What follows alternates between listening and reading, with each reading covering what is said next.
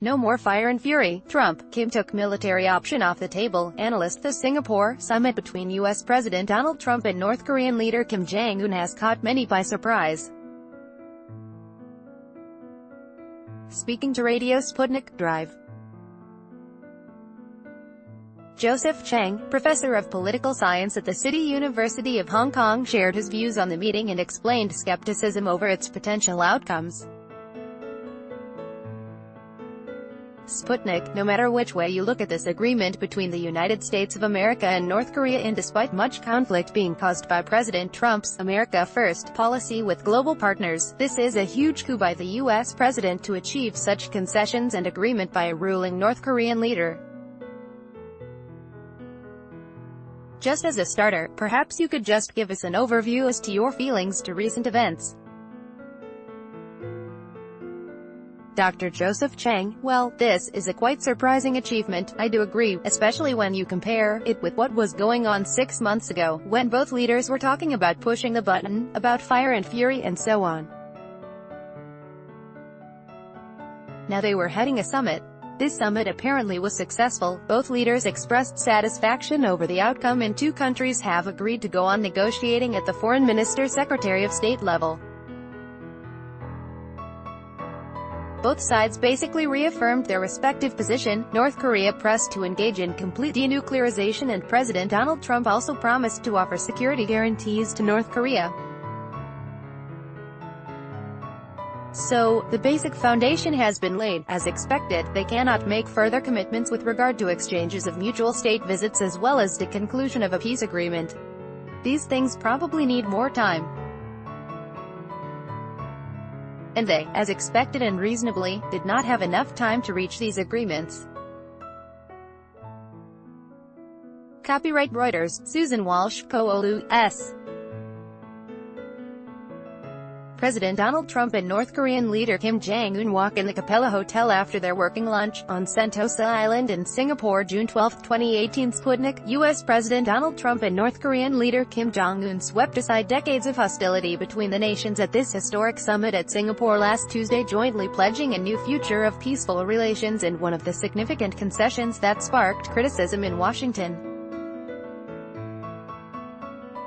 Mr. Trump declared the U.S. would halt military exercises in Korea and pledged security guarantees to Pyongyang in return for an unwavering, but unspecified commitment to complete denuclearization of the Korean peninsula by Mr. Kim. This has caused some concern by Japan and the senators from the Democratic Party of the U.S. What's your take on these particular comments after the historic meeting? Dr. Joseph Chang: well, I think everyone can agree that a good beginning, a good foundation, has been made, but the outcome is still far from certain, given the fact that previous agreements did not work out. In 1994, both the United States and North Korea were ready to reach a framework agreement, and the United States promised to send 2 light water reactors to North Korea in exchange of its abandonment of its nuclear weapons. The agreement did not work out. There were also agreements reached during the 6-party talks between China, Japan, North Korea, Russia, South Korea, and the United States in the previous decade, 2003 to 2009. Again, these agreements did not end up in any constructive foundation for denuclearization on the part of Pyongyang. So, these failures before probably generated some sense of cynicism and perhaps pessimism. But this is the only way, obviously, to go forward. I think that the most important achievement of this summit is to demonstrate to the world that military means are off the agenda. Military options are far too costly, far too dangerous, risky, and they are opposed not only by South Korea, but also strongly opposed by China and Russia. So, the parties concerned have to engage in negotiations and try to reach a solution through peaceful solutions.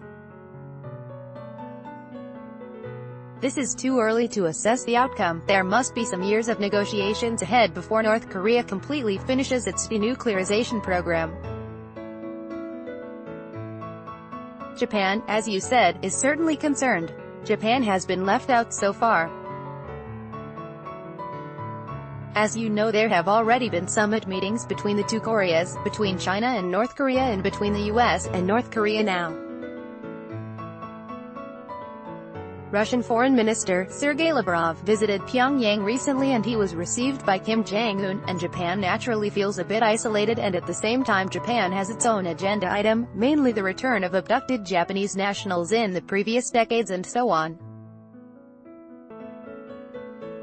And Japan may like to have a piece of action in the near future, which is also highly likely. The views and opinions expressed by Dr. Joseph Cheng are those of the speaker and do not necessarily reflect those of Sputnik.